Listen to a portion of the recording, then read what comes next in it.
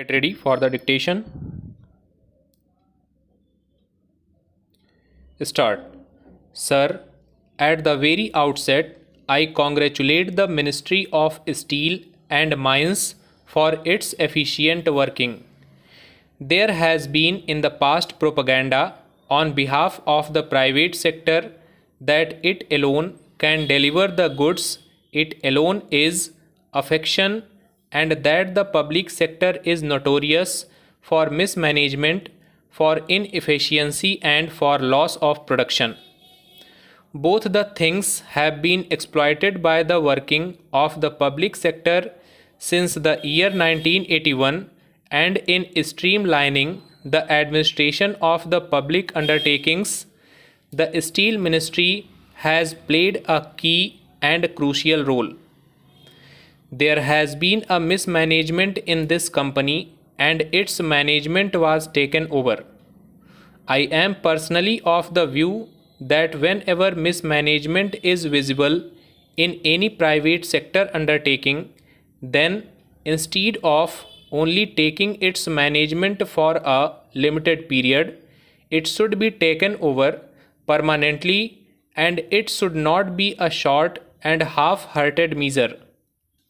The company should have been taken over, acquired, as it is sought to be done now in the year 1982 itself, once the government comes to the conclusion that the company's affairs are not being conducted in an efficient manner, and when the government has to invest funds to the tune of crores of rupees, where is the question of reserving the decision that it may go back to the same old management?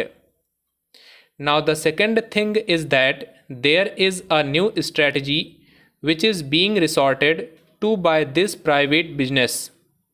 They somehow or other welcome the takeover of their undertaking, and they start the process of mismanagement deliberately so that the government may be compelled to take it over. They do not invest any money in the renovation of the machinery, which ultimately becomes nothing but a junk, and they would have derived the maximum benefit out of their investment long time ago, and at the time when it is being taken over, nothing worthwhile is left in the undertaking.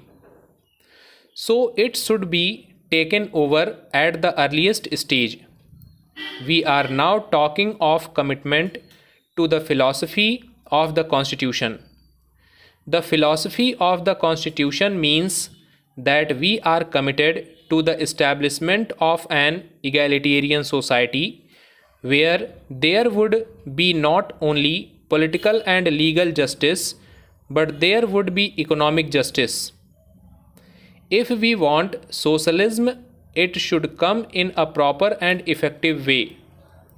Those who have no commitment to the concept of public undertakings, socialism, and working for the underdog should have no place in top management of any undertaking.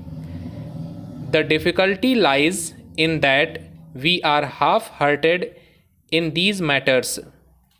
We have the mentality of private businessman, and also we have the concept and the ideal of a public undertaking. The increasing participation of workers is the only safeguard for the success of any public undertaking in this country. There have been cases of inflated sales and fraudulent transactions about which my honorable friend made a pointed reference. I would submit that the Economic Intelligence Bureau should play an effective role in checking malpractices in such big undertakings. Unless this is done, public undertakings would come in a big way for sharp and hostile criticism from all those who are opposed to the ideology of socialism. as regards 4% interest allowable on the quantum of compensation, my honorable friend has said that this is not fair. The government cannot afford to pay the same amount of higher interest as is done in the case of private sector. The constitution itself has provided that the quantum of compensation would not be justifiable. It has been done with a deliberate objective. If compensation at market value is to be paid to private individuals, then it would not be possible to take over the undertakings at all. If the shareholders have taken the maximum benefit out of their investment, they should not be paid any compensation, and only nominal compensation can be paid. The Constitution allows legislation in that respect. I congratulate the Minister on bringing forward this progressive bill. The steel industry is the basis of our industrial structure. In fact, the extent of industrialization of a country is measured by the amount of steel consumed per head of the population. This industrial undertaking, namely the Iron and Steel Company, is a big industrial complex, and it consists of not only an integrated steel plant but also an iron foundry. The company was started initially after the First World War, and by 1952 it had increased its capacity to 1 million tons.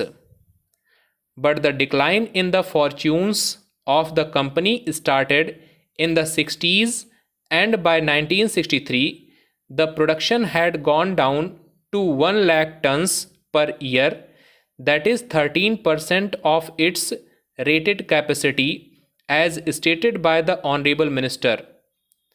In fact, its production had reached a figure of 8 lakh tons.